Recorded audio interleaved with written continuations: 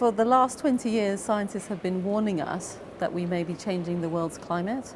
They're now screaming and shouting at us. The policymakers have done incremental, small-scale things or done targets based on 1 or 2 years. Kyoto was 5-year target periods.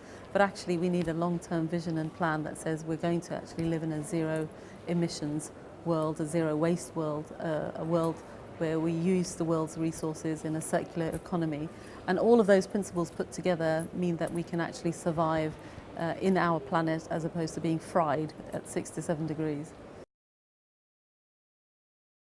What's really encouraging is that we see that this type of thinking about how to decouple economic growth from from being carbon intensive is one that's really at the heart of the international discussion, and certainly one that will be the focus for the next 15 years.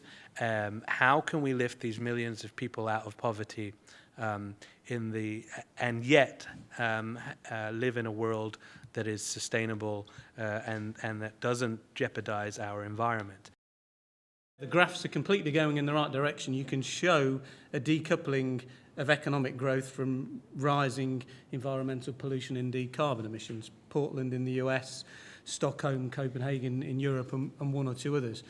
But despite those positive examples, the general direction of urban development is still going very much in the wrong direction. In general, cities are becoming more sprawling, more car-based, and therefore increasing levels of total carbon emissions and per capita carbon emissions. If you can initiate a track towards zero carbon in urbanization in an environment as challenging and as hostile for human habitation as there is in the Gulf, then by comparison, doing it in temperate climates will be a lot easier, a lot more efficient, and a lot simpler. It's all very well, as some people say, to say the technology's there and we need political will. It is much more than that. We need to be able to tackle the question of improved human well-being, and many countries measure their ability to deliver that through continued GDP growth. So we need to tackle that alongside the transition to low-carbon energy and energy efficiency gains. Investors representing $24 trillion put out a statement saying we want climate solutions. We want to invest. We had another group representing 19 trillion of insurance investors saying they are going to multiply by 10 their climate investments by 2020. That is a huge slab of money. On our own board, Standards Board, we have $34 trillion of investors represented. They're keen. They want to do it. It's our pension money. They're not going to take a haircut. They're not going to do a yield, but they will invest if it's equal. If we can construct investable propositions that are at least comparable with the other stuff they buy, they will buy it like hotcakes. And that's the opportunity for governments to use those tools in the cupboard. In Europe, and I'm pleased to say that Britain led the way, decided we will reduce our emissions by 80% by 2050, and then we got on with the business of trying to achieve that. And a very important part of that was introducing feed-in tariffs for wind and solar energy in particular. And what that meant was, over a period of 10, 12 years, the European Union population taxpayers have been spending 0.1 to 0.2% of GDP on subsidies for renewable energy. And the process has produced quite startling results. And we've seen, in particular for photovoltaics, where the beginning of this process, $50 a watt to install photovoltaics on your roof, has now become $0.7 a watt. And it's still going down. In terms of the subsidies issues, the really amazing thing is that we're still subsidizing sunset industries to the tune of around 600 billion per year. The fossil fuel subsidies outnumber the subsidies to renewables by a factor of around 6 to 1 still. And what's exciting is hearing now, actually, with this very unprecedented drop in the oil price and the drop in the energy prices that will accompany that, to see that as an opportunity. I'm here today because we're seeing the beginning of movement of capital into green investments in fixed income with the green bonds market, which is just a symptom. It's grown from 3 to 11 billion to 37 billion last year, and it's going to be 100 billion of issuance this coming year. We're on track for $1 trillion in 2020.